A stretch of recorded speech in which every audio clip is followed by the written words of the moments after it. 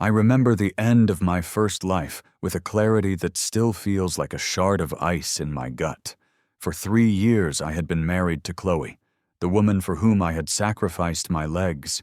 It was a sacrifice she allowed her friends and family to mock me for endlessly. When I finally confronted her about the constant stream of insults, she had rubbed her forehead with an air of pure impatience, as if I were a child complaining about a scraped knee. "They're just stating facts, Alex," she'd said. "Besides, I never asked you to save me. Nobody asked if I wanted that."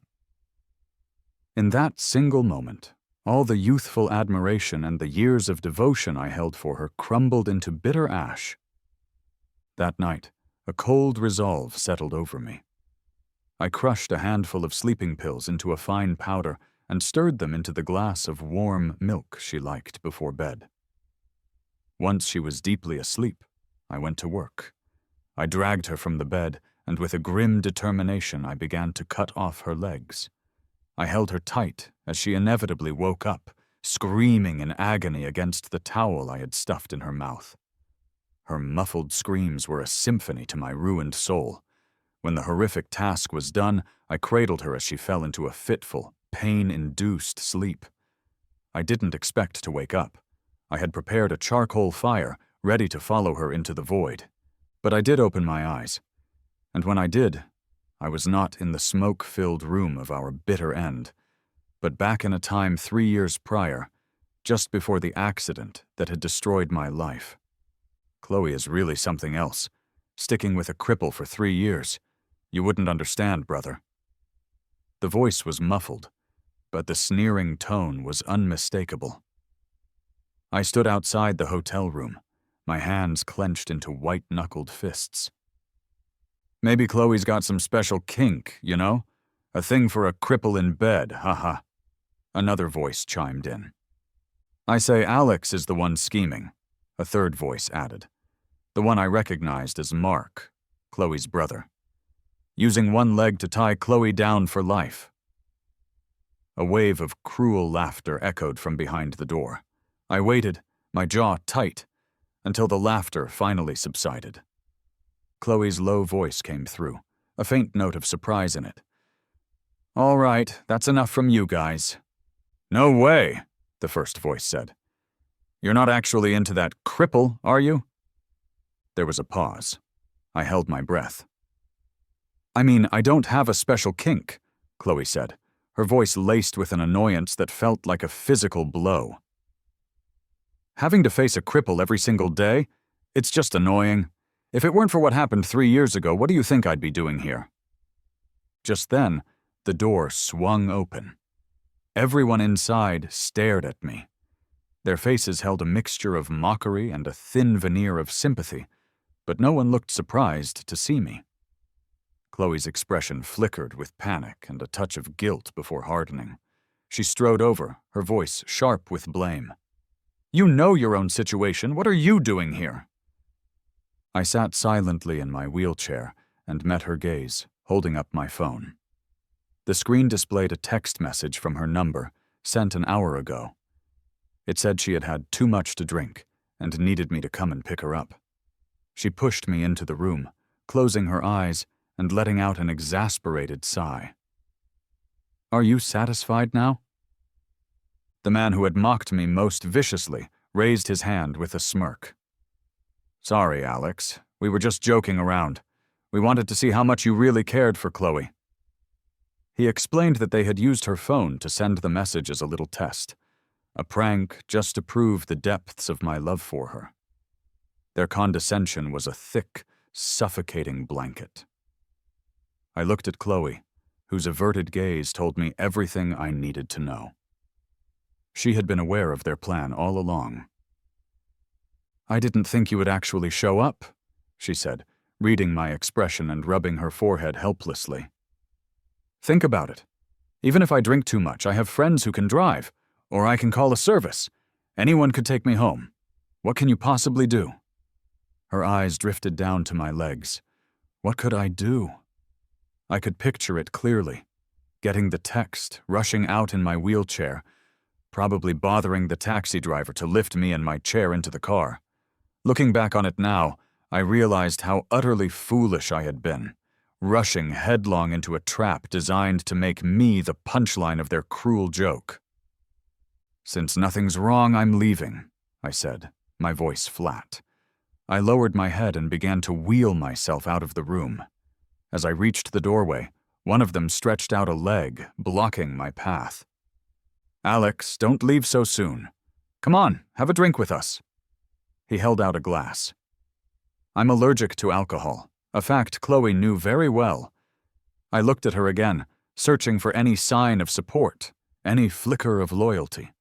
She chose silence, her face unreadable as she stood before her watchful friends.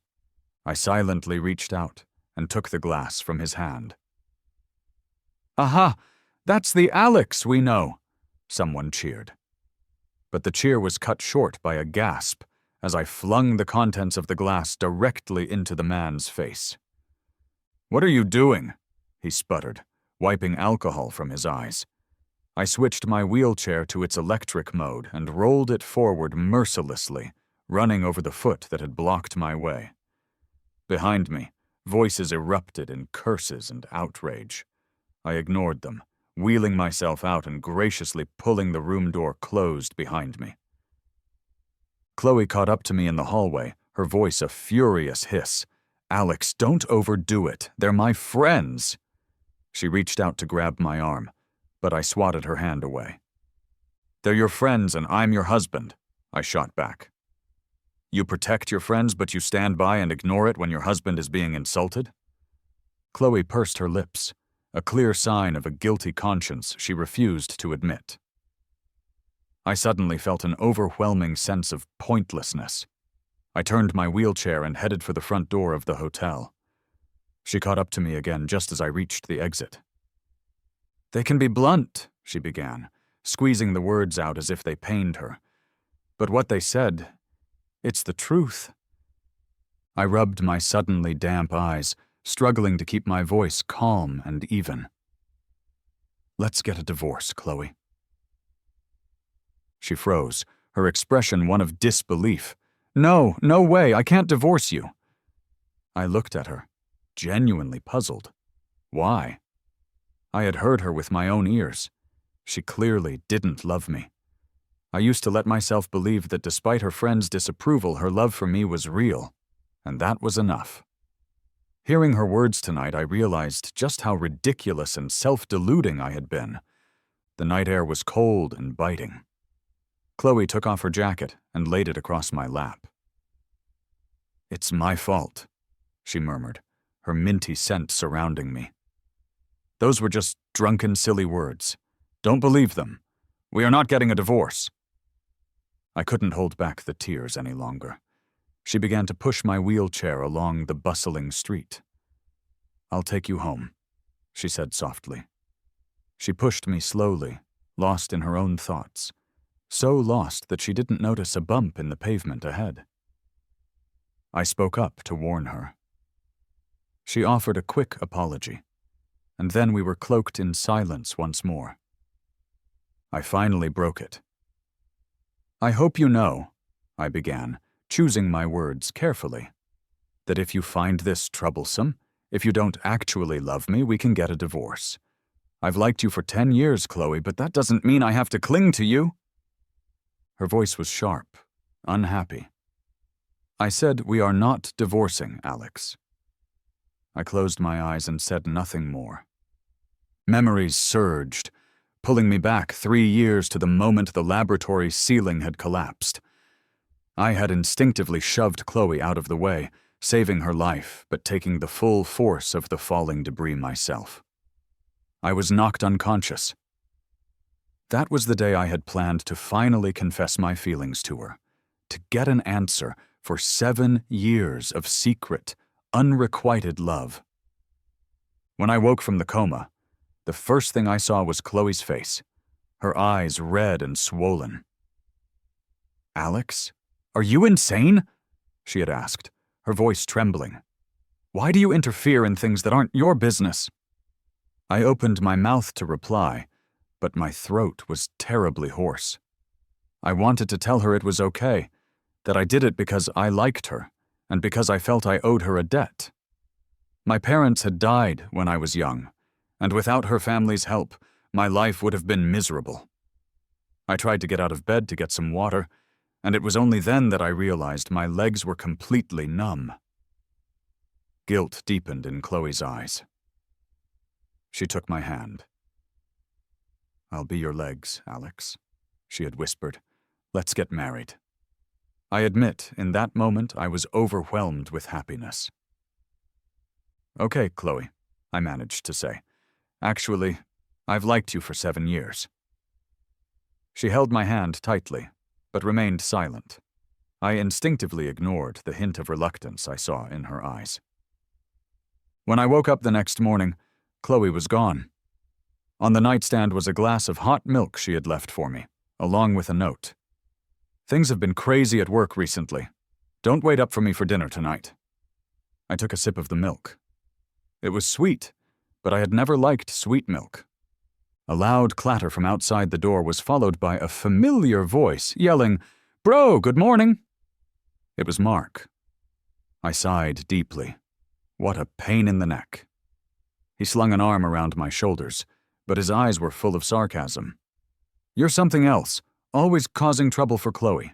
There were several key contacts at yesterday's drinking event that she needed to connect with, and you went and messed it all up for her. What do you plan to do about it, bro?" I looked at Mark calmly.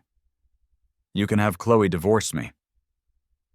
After the initial thrill of happiness had faded, I had occasionally sensed Chloe's helplessness too. She always kept me at arm's length. Her friends hadn't always been so hostile towards me. I understood now. They were just voicing the thoughts that Chloe herself couldn't bring herself to say. I had suggested divorce more than once, telling her that if this was about repaying a life-saving debt, it was unnecessary. But she never agreed. Mark sneered. "You don't really think my sister isn't divorcing you because she likes you, do you?" He forcefully dragged me into a wheelchair. I struggled, but it was useless. What was a cripple like me going to do? He chuckled in my ear. "Come on, I'll show you something interesting." The interesting thing Mark was referring to was Chloe on a cozy date with another man. Through the large glass window of a romantic restaurant, I saw her tenderly brushing a strand of hair from another man's forehead. The look of love in her eyes was so potent it was almost overflowing. Mark smirked beside me. "See that? That's Ethan. That's who my sister really likes." "I don't get it," I said, my voice barely a whisper. "Then why doesn't she divorce me? I'm not the one clinging on." Mark grumbled. "Isn't it because you used saving her as leverage against my sister? If she divorces you, what would people think of her? They'd call her an ungrateful person. Stop pretending to be so generous. You planned all of this." I couldn't understand why everyone seemed to believe that saving Chloe was some sort of calculated, manipulative move on my part. I had only lost my legs, whereas she had supposedly lost her freedom.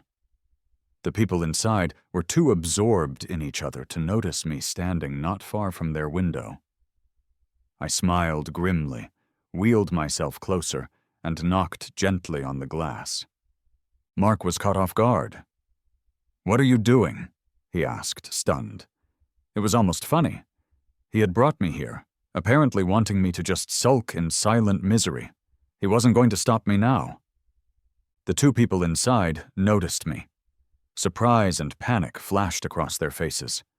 Chloe quickly appeared in front of me. "Alex, let me explain," she stammered, not knowing what to say.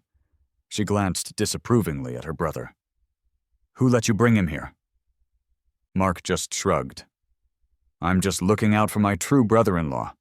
You two are the ones with the history." I was dumbfounded. History? Back when I was about to confess my feelings, I had subtly asked Chloe if she had a boyfriend. Her answer had been a clear no. Otherwise, I never would have mustered up the courage.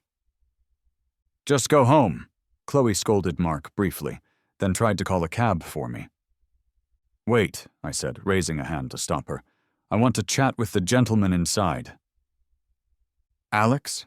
Chloe frowned, clearly unhappy. I gently took her hand. You'd better listen to me. Otherwise, I won't hesitate to start yelling homewrecker right here in the street. I was a disabled man. We had faced enough judgmental stares over the years to become immune to them. The ones who would truly lose face in this situation would be her and her lover. Chloe's frown deepened, but her concern for the man inside was obvious. A moment later, she was wheeling me into the restaurant. So, you must be Chloe's husband? The one who saved her? The man, Ethan, seemed to know who I was. He rested his head on his hand and smiled at me. Hi, I'm Ethan. Chloe's first love. They acted as if they weren't being malicious, yet every word was dripping with it. Chloe, take Mark and go sit over there. I want to chat with Alex, Ethan said with an air of authority. In just a few sentences, he had taken control. Chloe and Mark sat at a nearby table, watching us worriedly. Ethan casually stirred his coffee.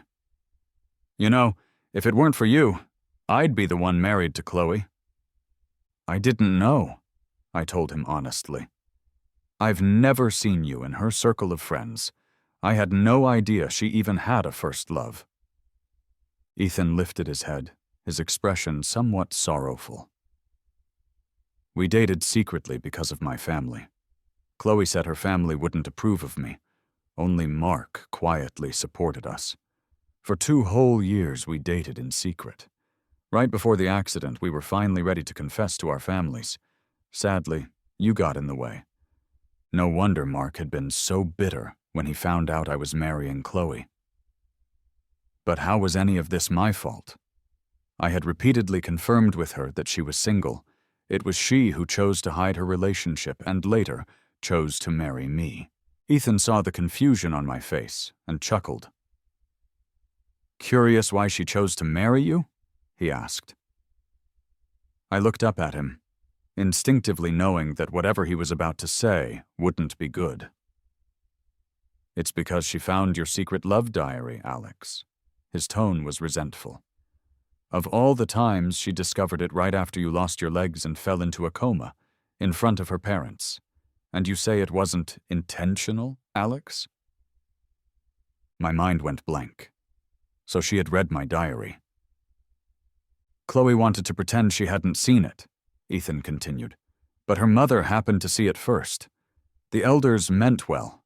They watched you grow up. Our families were long-time friends. So that day, Chloe's mom asked her, "Do you like Alex?" They thought if both of you had feelings for each other, it would be a good match. Chloe, misunderstanding this as pressure from them, decided then and there, "I'll marry him." She gave up on me and married you under the pressure she thought she was facing. Now I understood. I remembered how I had excitedly poured my heart out to her after learning she wanted to marry me. What a complete joke. She could divorce me now, but she wouldn't. And that still baffled me. Ethan smirked. Because you're useful. Chloe is at a crucial point in her career. If people found out she dumped her savior, what would they say about her? Alex, you've already made things tough for her once. Don't do it again, okay? With all these plots. Who knows if your parents' fatal accident wasn't just karma? I couldn't hold it in anymore. I threw my hot coffee directly in his face. He could say anything he wanted about me, but he should never have mentioned my deceased parents. Alex, what are you doing? Chloe cried, rushing to stand in front of Ethan. I pointed a shaking finger at him. He insulted my parents. Ethan looked embarrassed. I didn't. I was just explaining our past. He's the one. Chloe glared at me. Apologize. I stared at them both for a long moment. Then I started to laugh. All right. Before I apologize, can I have a word with you? Chloe didn't say anything, which I took as agreement. Come closer. This is something only you should hear. She leaned in, and with all the strength I could muster, I slapped her hard across the face. Let's get a divorce. Chloe's face turned dark with fury. Alex, I told you we can't get divorced. Is keeping your precious reputation that important? I thought. But this time, I wasn't willing to sacrifice my dignity for her any longer. You can wait for the lawsuit then, I said, turning my wheelchair to leave. But she yanked me out of the chair with such force that I fell hard onto the floor. Her eyes were red with rage. Divorce? Who would want you, a cripple, without me? I was stunned. I couldn't believe she had said that. Wasn't I a cripple because of her? Yes, you saved me, and I owe you. Chloe was practically screaming now. Didn't you ever think about the pressure that brought on me? You want a medal for it? I would rather have been the one disabled. Can you even imagine the pressure of owing you my entire life? She was frustrated, oblivious to the fact that I understood that pressure all too well. I'd rather you hadn't saved me at all. I was dumbfounded, humiliated beyond words. The shock and shame were so intense that I lost control of my bladder. Seeing the dark stain spread across my pants, Chloe quickly picked me up and put me back in the wheelchair. Look at you now. What can you possibly do without me? Her disdain was palpable as she covered my lap with her coat. I'll take you back. Think it over. Chloe called a taxi. The driver was a chubby, middle-aged man, and she gave him a little extra tip to push me home. After the ride, he must have sensed I was in a bad mood because he gave me a hang-in-there gesture before leaving. Bro, he said, there's always hope in life. He probably thought I was going to kill myself, but I wouldn't. Not after the text message I had received from a stranger just half an hour ago. It was a screenshot of a chat. Chloe, Alex is dead set on divorcing you. Your loving wife act won't work anymore. But hey, if one road's blocked, find another. Remember Lily? She loves playing with disabled guys. Alex fits the bill. Once he's divorcing you, use this chance to accuse him of cheating. That way you won't be the villain who abandoned her savior. There was more, but it was Chloe's simple reply of, okay, that shattered the last remnants of hope I had. She was ruthless. She blamed me for saving her, yet she was prepared to milk my last ounce of value before discarding me. I don't know who sent me that screenshot, but I owed them my thanks. Alex, I'm back. Chloe returned later that night, reeking of alcohol. She teetered and then crouched before my wheelchair. Sorry, she slurred. I was wrong today. Can we not get a divorce? I looked at her calmly and smiled gently. Sure.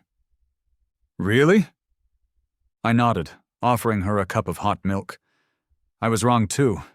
Drink this milk, sober up. I'll book tickets to the Maldives for tomorrow. Let's go on a trip, okay? Chloe looked panicked, then hesitated. Tomorrow. We'll talk about it tomorrow. Okay, I smiled, pushing the milk toward her again.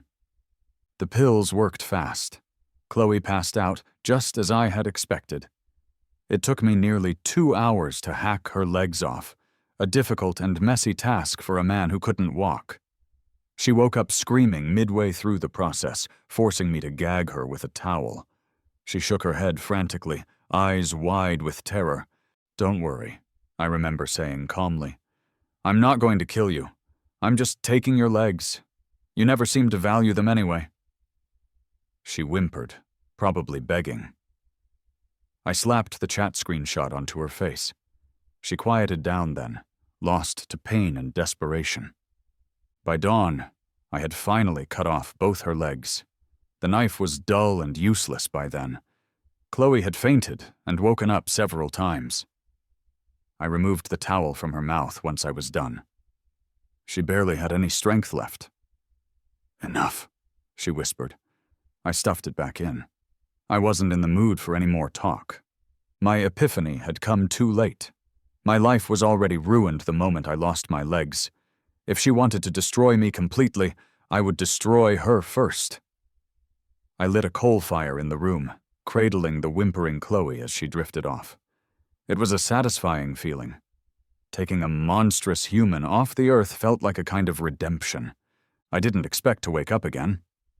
The familiar tingling sensation in my legs made my eyes fly open.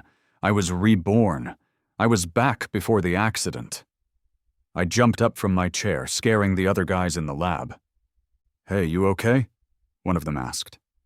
I looked down at my own 2 legs, strong and whole. I mumbled a few words, the reality slowly sinking in. I was back in my 2nd year of grad school. I had chosen Chloe's major just to be with her, always trying to join her project groups. The accident had forced me to quit. Feeling the power in my legs again made me tremble with excitement. I checked the time.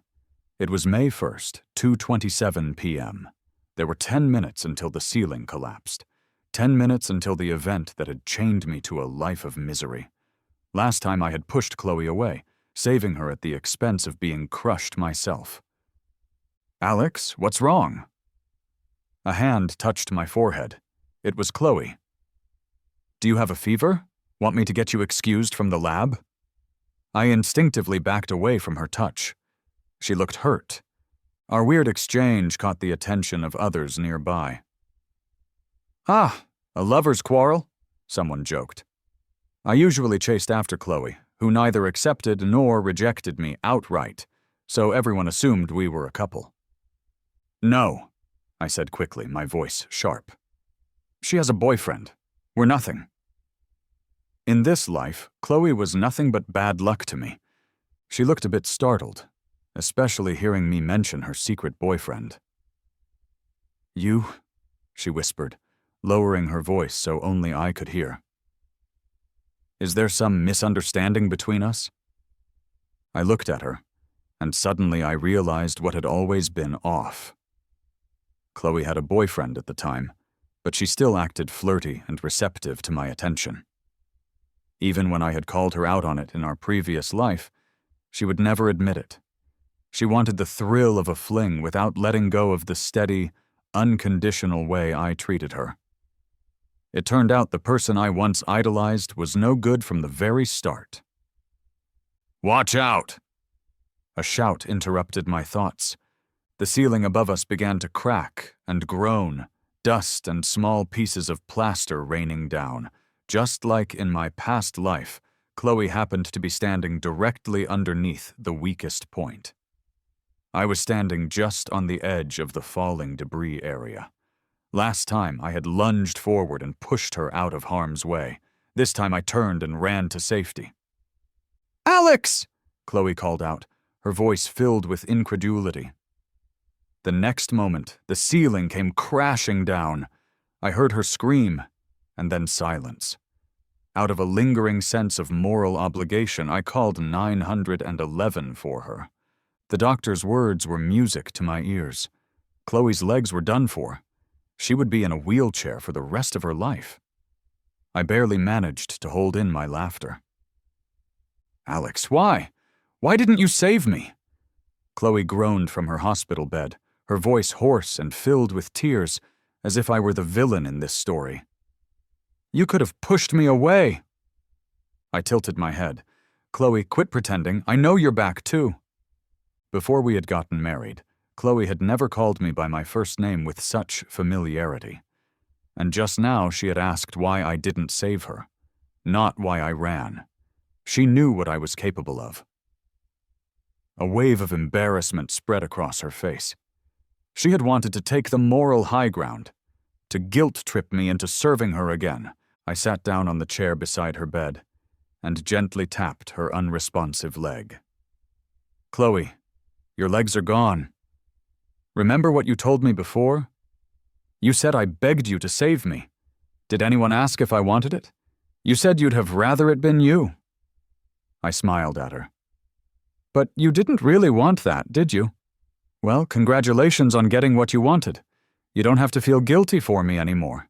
You've only lost your legs, but you're free of any unnecessary burdens." Chloe sat there, stunned, her face a chaotic mix of emotions. "How did I not see you were a psycho before?" "Can't you tell what's just talk?" she said, looking exactly as she did in our past life when she shamelessly claimed she didn't need my help. If I saved her, she blamed me. If I didn't save her, she still blamed me. My anger flared, and I slapped her hard across the face. "You know I'm crazy, and yet you still talk back to me?" I hissed. "Do you want to lose another limb?" At my words, Chloe flinched. So much had happened in such a quick succession, she had almost forgotten how she had met her end last time. "Am I mad?" I continued, my voice low. "I've always hated people like you. At least this time there's no forced connection between us." She struggled to regain some semblance of her pride. 10 minutes later, her father hurried in, looking exhausted. He was out of town on business and couldn't get back right away. The poor guy had to deal with this news all alone.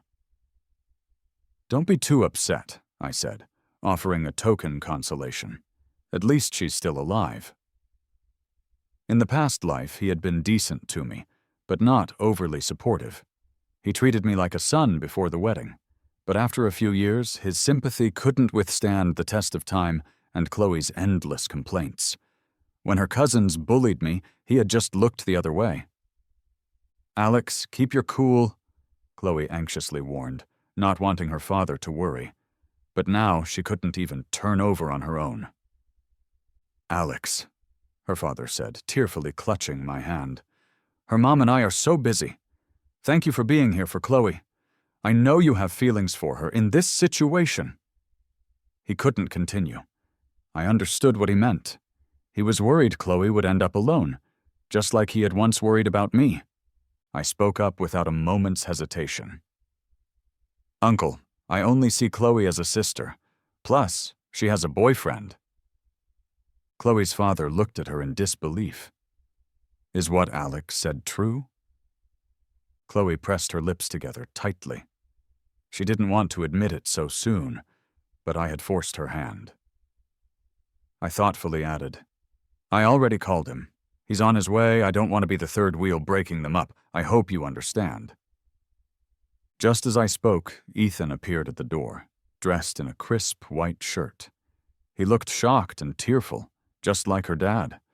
Her father had met Ethan before, and didn't like him much, since Ethan came from a large family that wasn't as well off, making him unsuitable for his daughter. But now wasn't the time to say much, so he awkwardly excused himself to go get some food. Seeing Ethan, Chloe avoided eye contact. "You shouldn't have called him," she whispered to me. "I can't face him like this." Before she could finish her sentence, a faint yellow stain began to spread across the white hospital sheets. Instinctively, Ethan stepped back, a hint of disgust in his eyes. Chloe saw it, and her pride took a visible hit. Then, her eyes pleaded with me. I remained unmoved. "What, you think I'm going to help with that? Your boyfriend's right here. Isn't that more appropriate?" After dealing with Chloe, I turned to Ethan. "I've heard a bit about your love story. So passionate. It's supposed to last a lifetime, right? If that's the case, you should probably start learning how to care for someone who's disabled." Under my pressure and moral lecturing, Ethan reluctantly helped Chloe to the bathroom, shutting the door a little too hard behind them. I didn't miss the look of resentment on his face, and I grinned inwardly.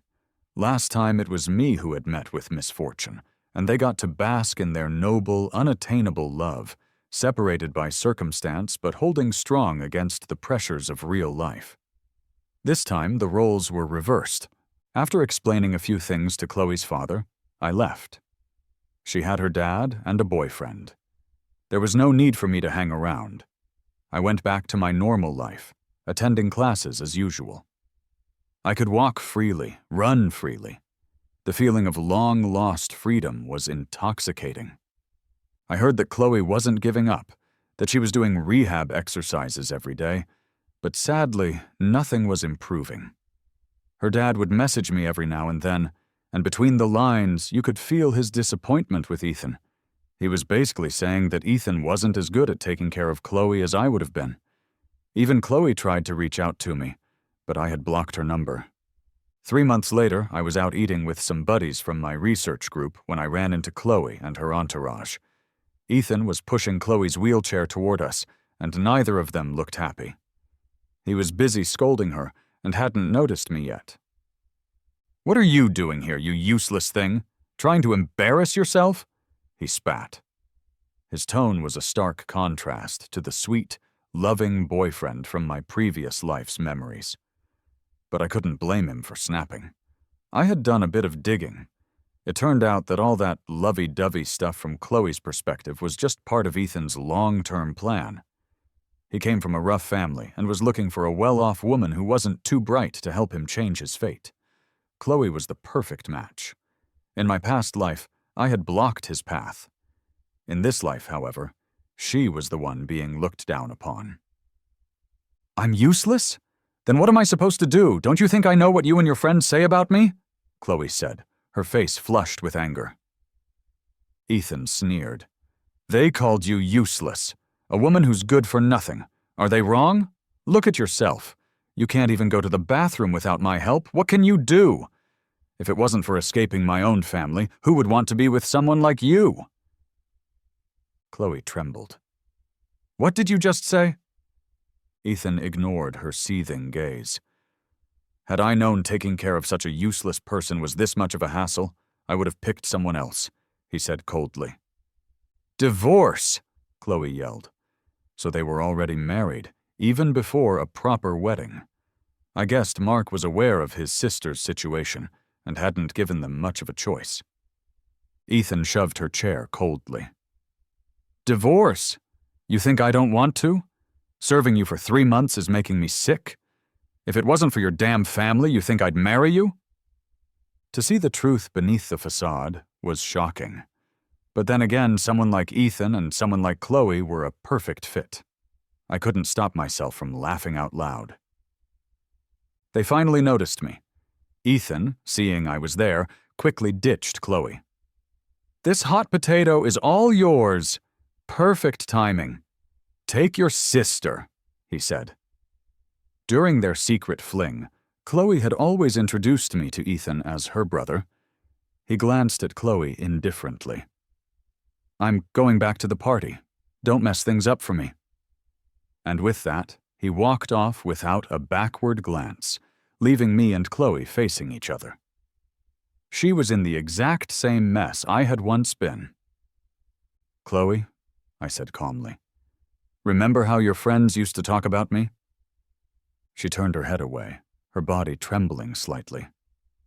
"Sorry, I didn't know," I interrupted her. "You knew everything. You just didn't care, not unless it happened to you. But cheer up. You know, Ethan hasn't treated you that badly. He just cursed at you. You didn't end up with old men with quirky hobbies, did you?" I had meant to comfort her with a dose of dark humor, but her face turned ghostly pale. "No, Alex, listen to me. I never meant to hurt you. I had everything planned. The room was set with knockout incense. He would have been out cold before he could do anything. We just had to pretend the next day." She was explaining animatedly until she saw my icy gaze.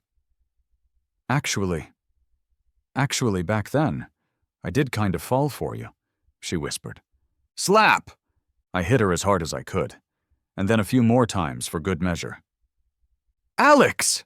Chloe shrieked in anger, but she was powerless to fight back. I held back my fury, my voice a low growl. "How dare you mention love? Giving me away to other men is love? Letting your friends humiliate me is love too? Your timing is perfect, isn't it? It's not that you love me. You just found yourself useless, fell out with your first love, and now you just want someone who will be wholeheartedly by your side.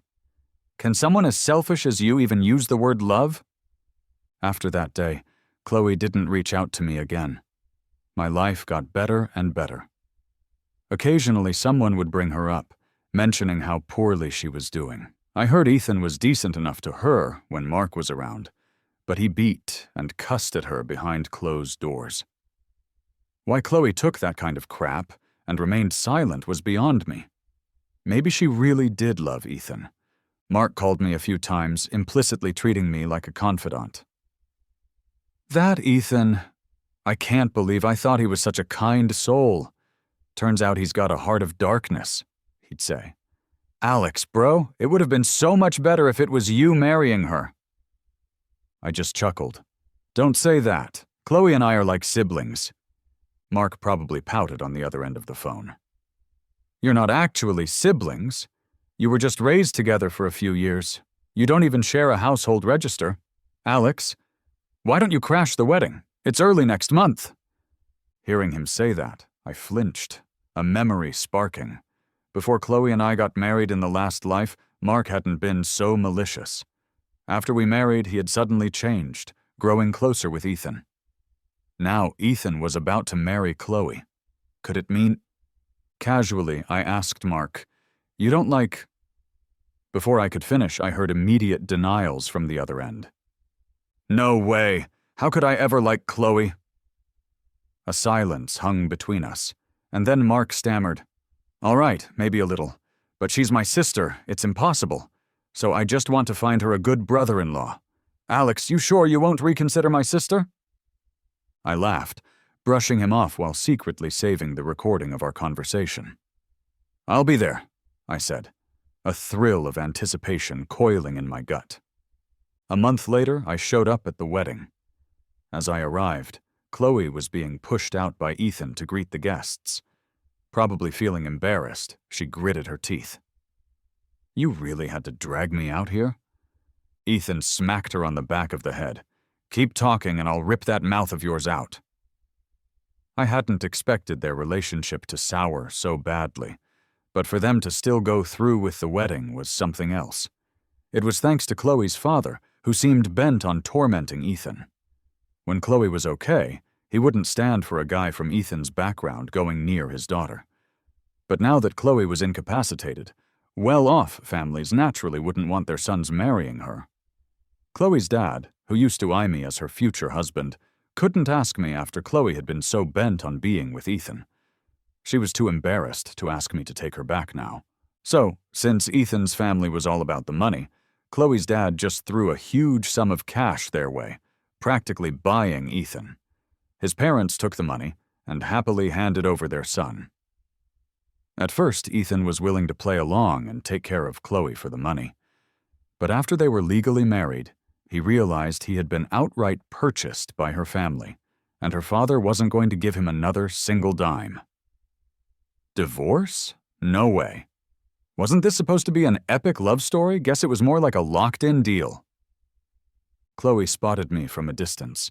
She watched me, her eyes fixed on my legs, as if she missed them. Her own father was nowhere to be seen, a blatant slap in the face to Ethan. Sitting at the family table, Mark caught my eye and secretly gave me an okay gesture. It was all part of his plan, to air out all the sweet moments between Chloe and me midway through the wedding. According to Mark, Chloe still had feelings for me, and this would supposedly lead her to regret her choice and maybe even call the wedding off on the spot. It would mess up the wedding and humiliate Ethan big time. Of course, Mark conveniently left out the fact that it would also put me in a very awkward position. His scheme was so transparent that I had to play along quietly. "Oh, hey, isn't that Chloe's little sidekick?" A familiar voice sneered. I turned around and saw Liam, the friend who used to make things so tough for me. "Tisk, you've got that look. Can't get over something useless, huh? You got some kind of thing for broken projects?" His words were insolent, disrespecting both me and Chloe. "Liam, if you don't want to eat, then scram!" Chloe appeared beside me without me noticing, yelling at her former friend. Liam sized us both up dismissively. "You think you're some big deal? Look at you, pathetic. Feeling sorry for her yet? Well, your dad already took your 12-year-old sister home." Turns out Chloe had a younger sibling. Surprise, surprise. It seemed her dad had finally given up on her completely. As for your uncle, whatever. "Liam, get out!" Chloe was nearly at her breaking point, but she couldn't get up and hit him. Liam, despite being told off by Chloe, just plopped down in a chair again. "Get out! What's your deal now?" Ethan came rushing over and gave Chloe's lifeless leg a quick kick. "You don't think you've embarrassed me enough today, huh?" He threw more verbal jabs at her. "Give her a break, man. Show some respect in public," Liam laughed. "Besides, the old flame is here too," he said, glancing my way. I wasn't looking to cause any more drama, but Liam was as low as ever, in this life or the last. I grabbed a bottle of wine from the table and splashed its contents on him, warning him with a cold look. "How you treat Chloe is your business, but you better keep your filth away from me. Otherwise, I don't mind spilling your little secrets, like about that James thing back in the day." Liam was known for hooking people up with clients who had twisted tastes. That James was the one he had tried to set me up with back then. Hearing the name dropped, Liam fell silent fast. "Alex," Chloe choked out my name. "I'm sorry. I had no idea life after being disabled was like this." Her confession was cut off as a giant screen on the stage suddenly lit up. It wasn't a video, but an audio file. Mark's voice, followed by my own, came through the speakers loud and clear for everyone to hear. "Alex, why don't you crash the wedding?" "Mark, you don't have a crush on her or anything, do you?" "No way! How could I possibly like Chloe?" "All right, maybe a little. But she's my sis, dude. No way that could happen. I just want to find her a good guy, you know?"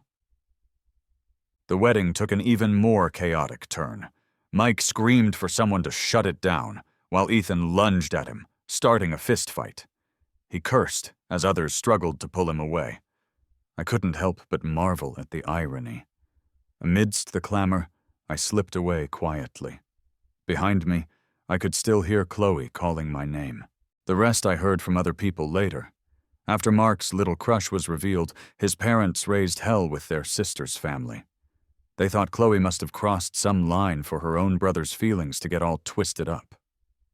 Already disappointed in her, the family finally gave up on Chloe entirely. Eric became completely unhinged. His reputation was shattered, and he wanted out of the marriage. But Chloe's family wasn't letting him go. They blamed him for ruining their daughter. If it wasn't for him messing with Chloe's head, they argued, Chloe and I would have been a perfect match. My feelings for her were supposedly deep enough that I would have never ignored her in that accident. Marrying her would have been a noble cause, a path to fame that Chloe's family would have relished. Half a year later, Chloe ended it all, taking Ethan with her. Word was that Ethan had gotten involved with Liam again, secretly handing Chloe over to a creep with sick tastes. Waking up from that ordeal finally broke Chloe mentally. Her cries of regret were mixed with curses on Ethan, saying he deserved to die in misery. In her last, incoherent moments, she wished for another chance to make it right. A chance where she would choose me without hesitation. She hired someone to sneak into her home, swapping out Ethan's vitamins with sleeping pills. While he slept, she set the house ablaze, burning away with him inside. After Chloe passed away, I received a letter. It was from Mark. I figured it was just some empty apology. I didn't even bother opening it. I tossed it straight into the trash. Do it all over again? No way. Life doesn't give second chances to bad people. And even if it did, no matter how many times it repeated, I wouldn't budge for her again. I have clear goals in my life now. I'm only focused on becoming a better version of myself.